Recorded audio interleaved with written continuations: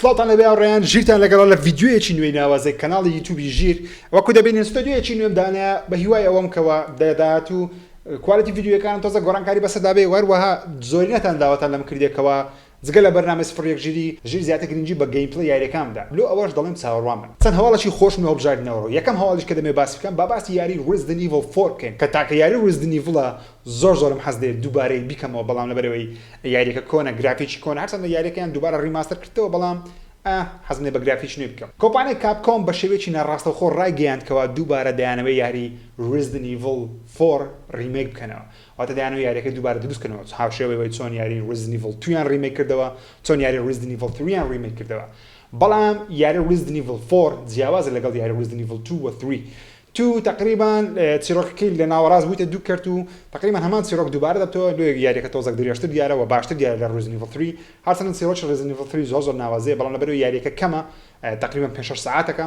گەیمەرێکی زۆر لێی ناڕازی بوون لەبەرەوەی Resident Evil 4 یاخۆ Resident Evil 4 چیرۆکێکی دوور درێژی هەیە و گەیمەرێکی زۆر داوای دەکەن و گەیمەرێکی زۆر عاشقی ئەو یاریان کات خۆی کە لە پلەی 2 بڵاوکرێەوە بە گرافیکێکی نازدارکە لە سەردەمەی گرافیکی پلەی 2 بردە قۆناغێکی دیکە ئەو ستودیۆی دەیەوێت یاری Resident Evil 4 ناو کاپکۆم دروست کاتەوە ستودیۆی M2 کە یاری Resident Evil 2 یان ریمیک کردەوە یاری Devil May Cry 5 یان دروست کرد ئەو ستودیۆی داوا لە ستودیۆیەکی دیکەی کاپکۆمی دەکەن واتە دوو ستودیۆی زەبەلاحی کاپکۆمی تەرخان بکەن بۆ دروستکردنی یاری Resident Evil 4 کەواتە یاریێکی زۆر زەخم دەبی یاریێکی زۆر نازدار دەبی زۆر ناوازە دەبی و بە هیوایەوەی یاریەکەش نازدار دەچی وەکو باز دەکرێت هەرچەندە تا ئێستا فەرمی نییە بەڵام لەبەرەوە دەنگۆیانی کە بڵاوکرێتەوە بێگومان لە ساڵێک کەبی یان 2 ساڵیت کەبی چۆن دەڵێن لە 2021 کە دەڵێن 2022 بەڵام بەڕێی خۆم 2021 دەبیتن چونکە ئەستودیۆی M2 لە 2018ەوە داوای کارمەندی نوێیان کردیەکەواتە لە 2018ەوە کار لەسەر یاری Resident Evil 4 دەکەن ئەگە 2018 لەسەر بکەن تقریبا بەرەمەیان یاریەک 3 ساڵی دەخیان یاریی وەکو Resident Evil 3 ساڵێکی دەخیانی 18 19 20 لە 21 لەوانێ بڵاوکەنەوە لەوانێت لە بۆ Xbox نوێ و PlayStation 5 بیتن واروا ڤێرژنێکی لە بۆ Play 4 و Xbox One بڵاوکەنەوە جگە لە PC تەبان جەماعەت PC دەڵێن لۆمە هەردێ طبعا 2021 باشترین پێشبینیە کە یاریەکە تێدا بڵاو بکرێتەوە دەمێت ڕێنگۆ بزانم چاوەڕوانی Resident Evil 4 یاخودنا و حەز دەکەنەوە یاری دووبارە بکەنەوە یاخودنا لە کۆمنت بۆ بنووسن بێگومان دێمەولاتە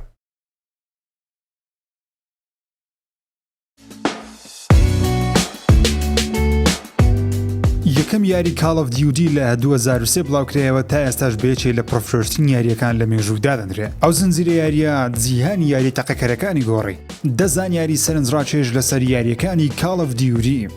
ژمارەدا Modern Warfare 3 تا ئێستاش تاکە یاریە لە مێژوودا زۆرترین فرۆشتی هەبووە لە کەمترین ماوەدا یاری Call of Duty Modern Warfare 3 لە ساڵی 2011 بۆ PlayStation 3 Xbox 360 و Windows و Mac بڵاوکرایەوە بەهۆی ئەو سەرکەوتنەی Modern Warfare 1 و 2 گەیمەرێکی زۆر چاوەڕوانی ئەو یاریە بوون بۆیەش تەنیا لە مانجی یەکەم توانی زیاتر لە 8.8 ملیۆن کۆپی لە یاریەکە بفرۆشێ و ڕیکۆردی یاری Black Ops شکاند کە 8 ملیۆن کۆپی لە هەفتەی یەکەمی فرۆشت تا ئێستاش کەس نەیتوانی ئەو ڕیکۆردی Modern Warfare لە ماوەی یەک مانگ تۆمار بکە تەنانەت ئەو یاریە داهاتێکی زۆر زیاتری لە فیلمەکانی هالیوود هەیە لە 5 ڕۆژی بڵاوبوونەوەی کە 775 ملیۆن دۆلارە هیچ فیلمێک بۆ 5 ڕۆژە و داهاتی کۆنە کردوێتەوە ژمارە 9 زیاتر لە 31 میلیارد دانە کێرپاکێج لە ناو یاریەکانی Call of Duty خراونەتە خوارەوە کە کێرپاکێجیان لە کەلوپەلی تەندروستی چەک و تەقەمەنی دەگرێت Activision ڕایگەیاند تا 2019 زیاتر لە 31 میلیارد دانە کێرپاکێج لە یاریەکانی Call of Duty خراونەتە خوارەوە کە بە ژمارە دەتوانرێت 15,000 هەڕەمی مسری پێ دروست بکرێت و دەتوانرێت 100 دانە شوورای چینی پێ ڕیز بکرێت کە زۆر سەرشێتانەیە ژمارە 8 زیاتر لە 25 میلیارد کاتژمێر یاریەکانی Call of Duty کراون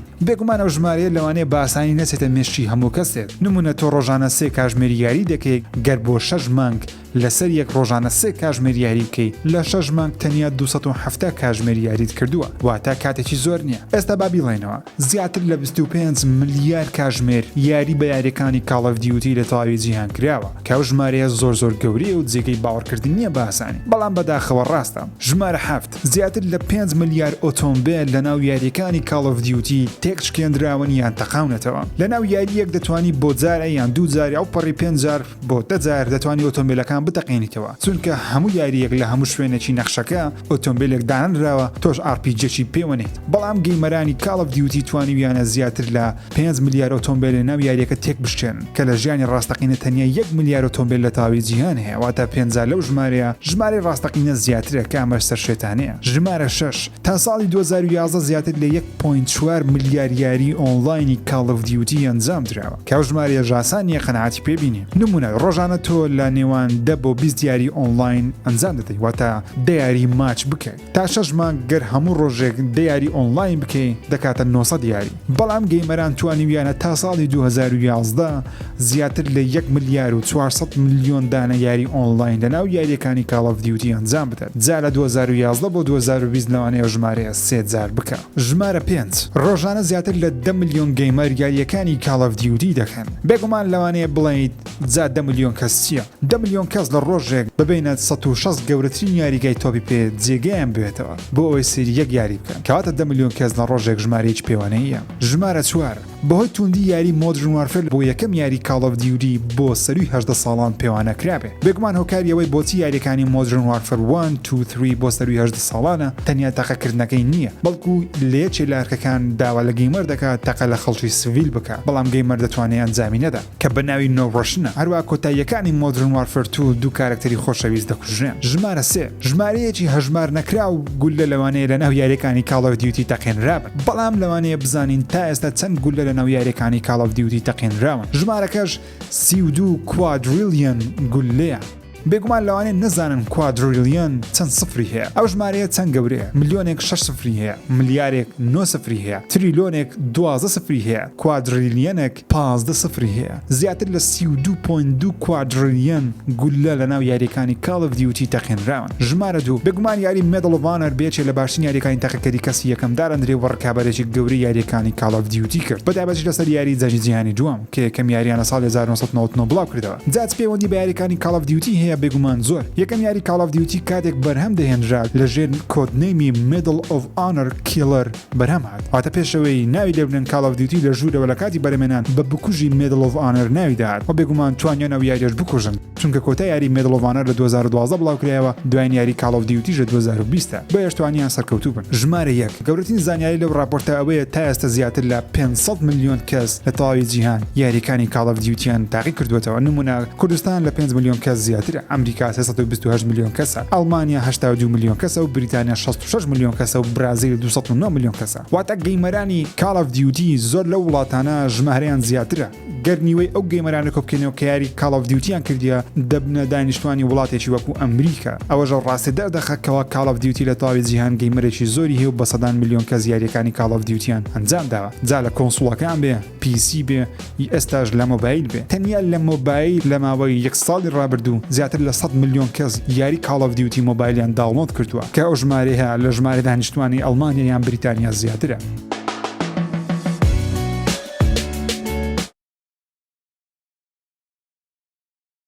هەواڵەتی دیکەمان هەیە ئەویژەوەی کە کۆمپانیا سۆنی دوو یاری ناوازە دەکاتە بە خۆڕایی بۆ هەمووان هەرچەندە یاریەکان بە خۆڕایی نینە ئەتوو بە خۆڕایی دەیکڕی بەڵام سۆنی لە زیاتی تو پارەکەی دەداوە پارەکەش تقریبان بای 10 میلیۆن دلارێکی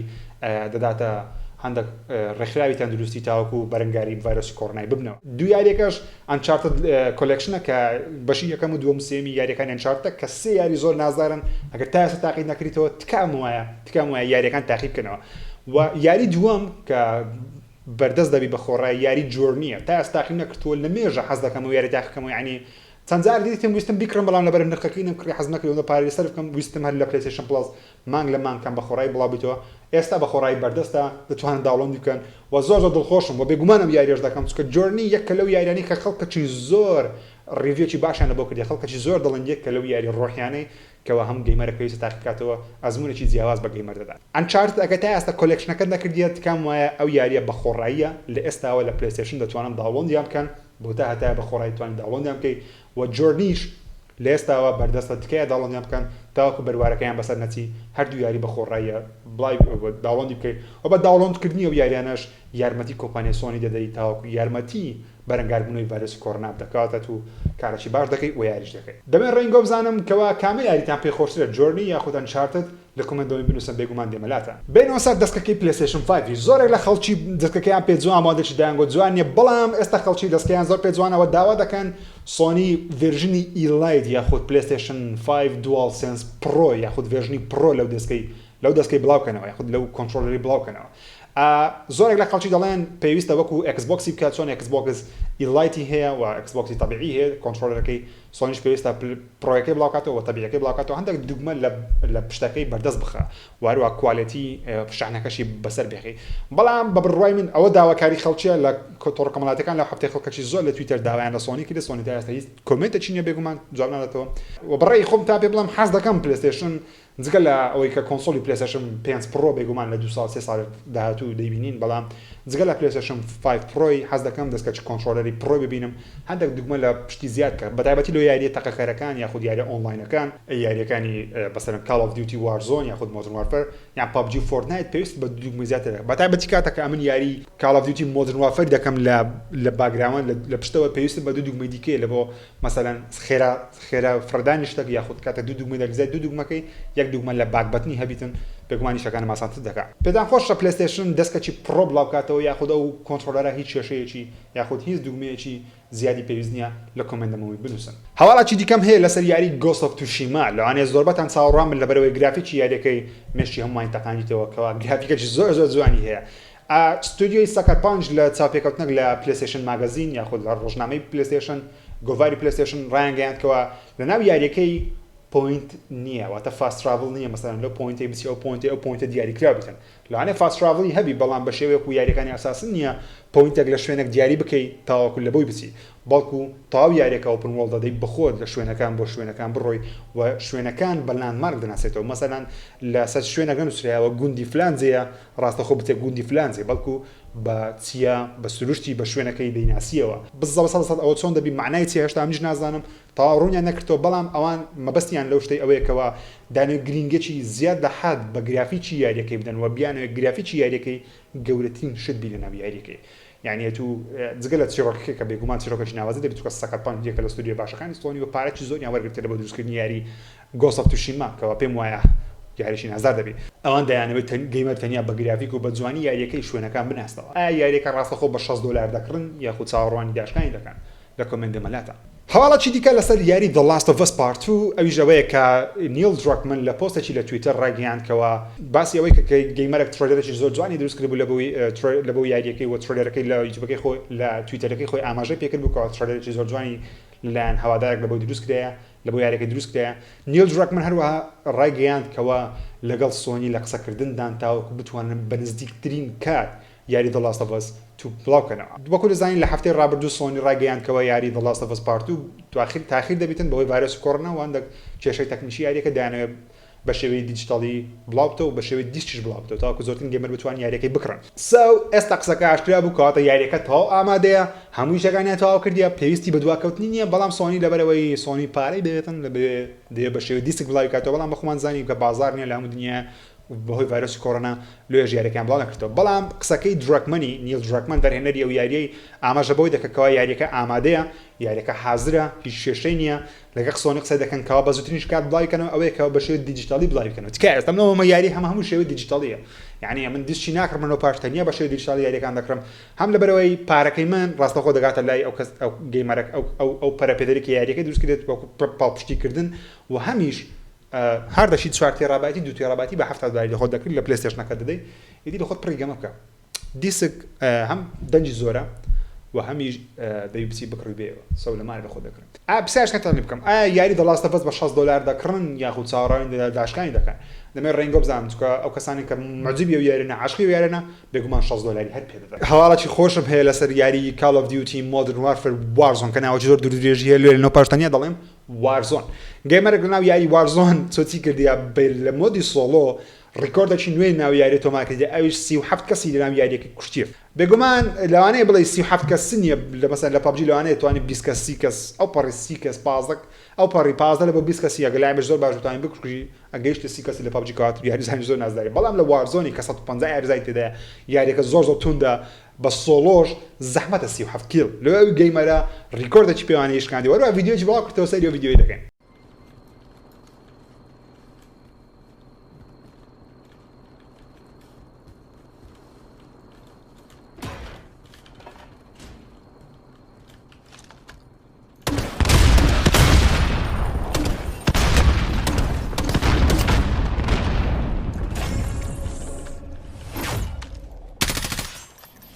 Holy shit. 37 kills. وەکو دەبینین بەڕاستی گەیمەرێکی چاکە و تو یاریزانیش بەتوانە توانێتی 37 کیل لە ناو یاری کاڵ ئۆف دیوتی وارزۆن کە و هەروە شەریکەی ئاکتیڤیژن خۆی ئاماژەی بۆی کردی کەواوی گەیمەرە ڕیکۆردی پێوانەی شکاندیە لە بۆ ئەوەی کە 37 کیل لە ناو ئەو یاریە کردیە دەمێ پرسیارتان لێ بکەم ئایا یاری وارزۆن دەکەن یان ناکەن یاری وارزۆن یاریێکی بەخۆڕاییە لە پلەیستێشن و لە ئەکسبۆکس وان و لە پیسیش بێگومان ئەو یارە پێویستی بە کارتی پڵاس و ئەکسبۆکس لایڤ نییە یاریەکە دەکەن یاخود نا کۆمنتمون بنووسن ئەو هەفتەیە لە ناو تویتەری ئەمریکی لە ناو تویتەری جیهانی مناقەشەی گەورە هەبوو لەسەر ئەوەی کە چەند گەیمەر چاوەڕوانی پلەیستێشن 5 و چەند گەیمەر چاوەڕوانی ئەکسبۆکسی نوێیە وەکو من بەڵێنمدایە کە هەردووچیان پێکەوە بکڕم لێک کاتی هەردووچیان دەکڕم چکە دەمەوێت یاری تایبەتەکانی هەردوو لام هەبی بەڵام هەندێک ئامارتان پێ دەڵێم هەندێک ژمارەتان پێ دەڵێم تووڕە نەبن لەوەی دەڵێ ژیر چکامە کامی پێبیترە من پێتان دەڵێم هەردووشی دەکڕم یعنی لەلام گرنگ نییە چیان باشتر دەبی خراپتر دەبی لە تویتەر ئاماژە بۆ کرێ ئەو لایکانی لە بۆ ئەو وێنەی دەستی پلەیستێشنی کرایە لایکەکان زۆر زیاتر لەوەی کەوا ئەکسبۆکس یاخود مایکرۆسۆفت تەواوی کۆنسۆڵەکەی بە گەیمەران نیشاندا بەڵام ئەو لایک و کۆمنتی لە بۆ نەهاتێ بۆ نمونە هەرچەندە لەوانەیە ڤیوی ئەکسبۆکسی زۆرتر بچووکە ئەکسبۆکسی پۆستەکانیان ڤیدیۆی پلەیستێشنی تەنیا وێنەیە لێ زیاتر بەڵام وەکو لایک لە ئینستاگرامی کاتێکە وێنەی کۆنترۆلەری ئەکسبۆکسیان بڵاو کردەوە زیاتر لە 470 لایکی لە بۆ هاتیە پۆستەکەیان کە ئەکسبۆکس بڵاوی کردیتۆ لە ئینستاگرامی بەڵام بە هەمان شێوە لە ئینستاگرامی پلەیستێشنی زیاتر لە 4 ملیۆن و 616,000 لایک لە بۆ وێنەکەی هاتیە یعنی 400,000 لەکوێ 4 ملیۆن لەکوێ کەواتە هەواداری پلەیستێشنی لە تۆڕە کۆمەڵایەتیەکان زیاترە لە چاو ئەکسبۆکسی ئەو معنایە نادەکەوە پلەیستێشن باشتر لە ئەکسبۆکسی بەڵکو معنایە دەکەوە سۆنی هەواداری تایبەتی زیاترە بەهۆی یاری ئەکسکلوزیڤەکانی و بێگومانم لەوەی ئەکسبۆکس شاپاچی گەورە لە سۆنی دەدا لە 2021 چونکە ئەو دەنگویانەی کە هەنە لەسەرەوەی 5 یاری زۆر زەخم خەریکە دروست دەکەن لە هەفتەی داهاتوو بۆتان باز دەکەم یاریەکان چینەوە پێشبینیەکانی خۆم لەسەر یاریان چینە بۆ چاڕوان تا هەفتەی داهاتوو بابێنە سەر تویتەری لە تویتەری پۆستەکەی ئەکسبۆکسی لە بۆ نیشاندانی شکلی کۆنسۆڵەکەی 30,000 لایکی لە بۆ هاتیە 6,000 ریتویتی لە بۆ هاتیە دووبارە ڕیجیت کردیتەوە هەروە 1659 کۆمنتی لە بۆ هاتیە سۆنی کاتەکە دەستی پلەیستێشنەکەی بڵاو کردەوە 323,000 کەس لایکی وێنەکەیان کردیە 20,000 کۆمنتیان نووسی و 89,000 ریتویتیان کردەکەواتە لەسەر لەروە لە تویتەریش پلەیستێشن بێگومان براوەیە چونکە هەواداری لە تویتەر و لە بەگشتی لە تۆڕ کۆمەڵاتیەکان لە فەیسبووکیش بەگشتی لە تۆڕ کۆمەڵاتیەکان لە فەیسبووکیش پلەیستێشن هەواداری زیاترە ئایا ئەو معنای دەدەکەوە پلەیستێشن 5 زیاتر دەفرۆشە لە ئەکسبۆکسی بێگومان لەوانەیە ئاو نەخێر چونکە ئەکسبۆکس لە ئەمریکای زۆر دەفرۆشێ بلۆ نمونە پلەیستێشن 4 تقریبا 38 ملیۆن دانا لە ئەمریکای فرۆشرایە تا ئێستا و 30 ملیۆن داناش ئەکسبۆکس فرۆشە بەڵام لە جیهان پێچەوانە کرێتەوە لە هەموو جیهان زیاتر لە 100 ملیۆن پلەیستێشن فرۆشە بەڵام تقریبا لە بۆ 45 ملیۆن ئەکسبۆکس فرۆشەیە کەواتە پلەیستێشن 4 40 ملیۆن دانا زیاتر لە ئەکسبۆکس وانی فرۆشرایە لە هەموو دنیاە چونکە لە دنیاە لۆمە لە ژاپۆن بە 1000 دانا لەوانێ نەگاتە ملیۆنە چیشکەوە ئەکسبۆکس وان هەیە و کڕای لە شەرق ئەوسەط زیاتر پلەیستێشن دەفرۆشەوە لە ئەوروپا کە گەورەترین مارک ئەوروپا گەورەترین بازارە لە بۆ بەرهەمەکانی پلەیستێشن و سۆنی چونکە لەوێندەر سۆنی ئەفزەڵێتی هەیە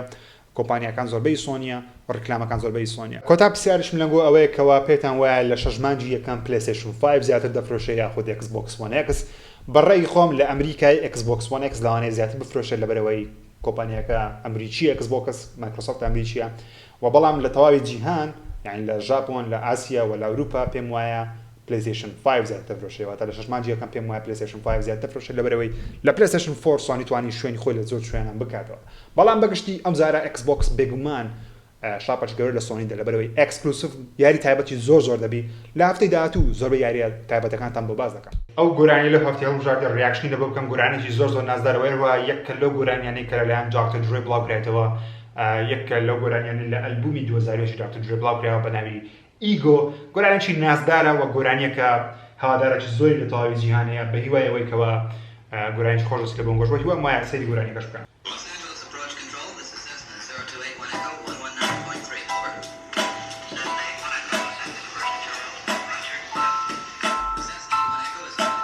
لە سەرەتای گۆرانێکە وەکو جێتان لێیە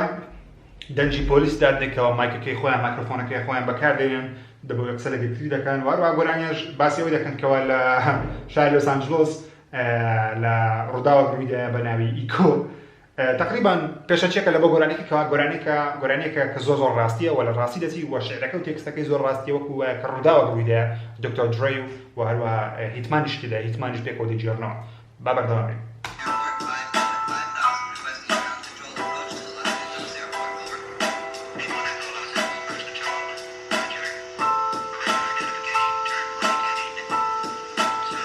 قاعەکەیم زۆر بەڵە کەمان گۆرانی کلاسیک قاعی کلاسیک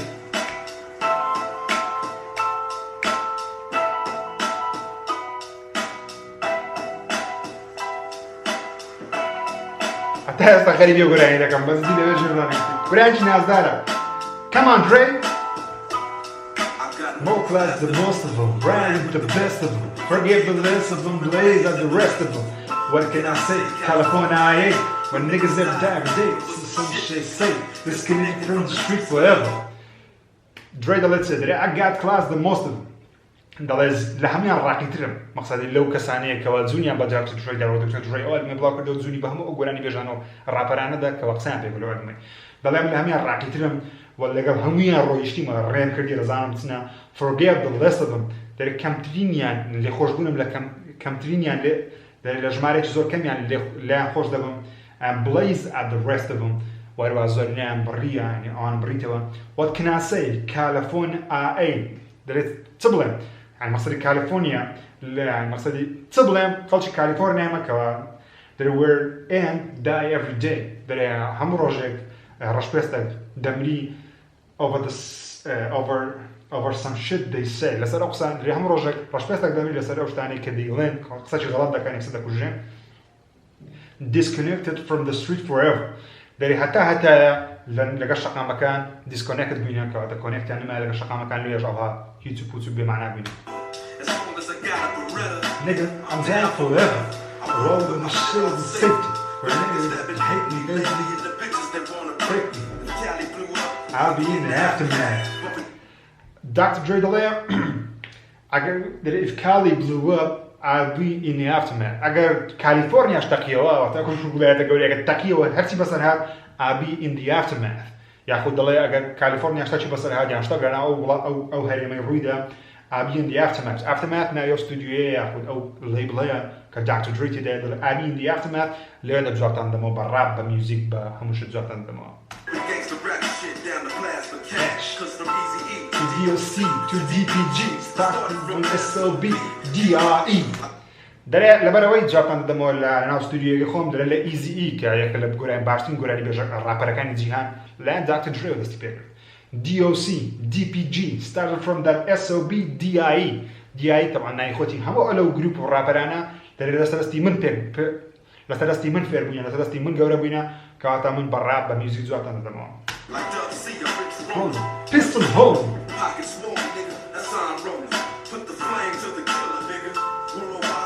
Side my fingers in the building.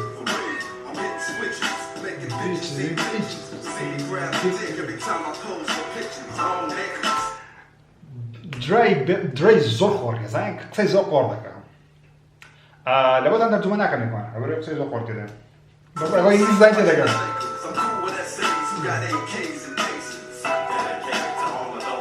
Here you go. Never faking to be God, the devil in it. Here you go. Haters, haters, and still doing it. Here you go. Never faking to be God, the devil in it. Here you go. ئەو گۆرانیە تایبەتە بەو کەسانی کەەوە غڕوریان زۆر گەورەیە never faking هەرگیز درۆ ناکەن یاخود بە فەیک خۆیان نیشان نادەن we get the double and live legal بە یاسایی دەژین haters like this دەری ئەو کەسانی کە ڕخیان لەمە دەبتەوە we sleep in the Mo and young in the Hazels niggas play this in the ravers, jeeps and regals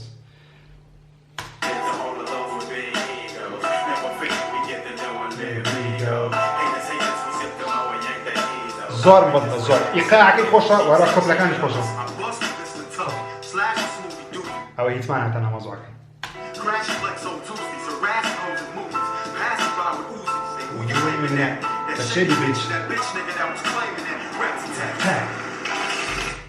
کارکتەری هیتمان وەکو کەسێکە کە هیتمانە مەسەڵەن هەمووتان یاری هیتمانتان دیتی ئەوە فیلمی هیتمانتان دەکات کەسێکە کەەوە پارە دەدرێتێت لە بە کوشتنیە کەسی لێرە ژوان نیشان دەکەوە داکتۆر درۆی پارەداتە هیتمانیتەوە بۆ کەسانە بکوژی لەنا ببە کە جوێنیان بە داکتۆر درۆیدایە و بۆیش بە ڕاپ بە میوزیک بە هونەر جوێنەدەنەوە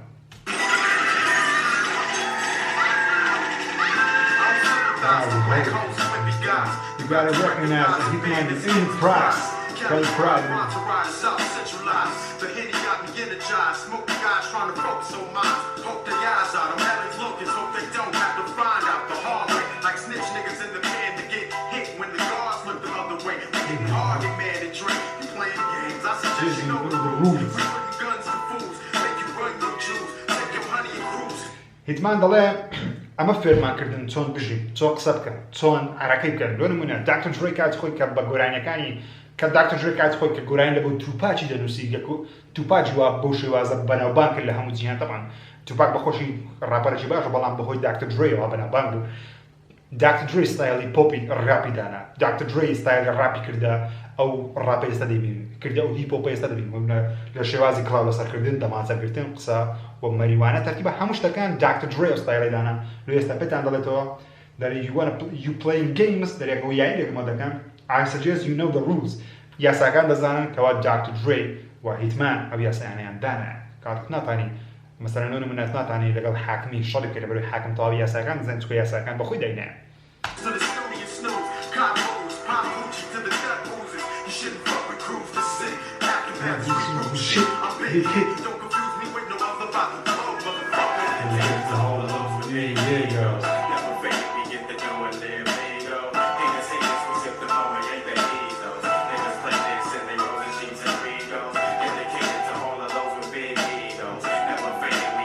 گۆرانێکی ڕاقی هەرچەندە شعرەکەی لە تۆپەکانی داکتۆر درۆی نییە بەڵام میوزیک و شێوازی دەستپێکی مەسەڵەن لێرکوانە پێتان حەز دەکەم لێتان پێ بڵێمەوە کاتێک کە داکتۆر درۆی داخل دەبی شێوازی داخلبوونەکەی بەجددی زۆر ڕاقیە بە تایبەتی ئێرە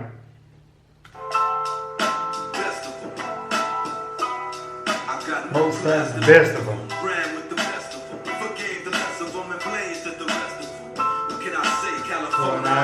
When they get die every day. Rest of them, best of them, and the rest of them in California. When nigga dies every day, over the shit they say. So كوتاي كوبلكاني والشوازي دربرينكي وكو جينستر وكو عصابية كوادي وشتكبري. So أوزار ميوزيكانا يكسر استنجيت وهروا يقعكش خوشة وريتمكي بيجمان ريتمكي داكتور درياني زور راقية واللحنكي ميلوديكي.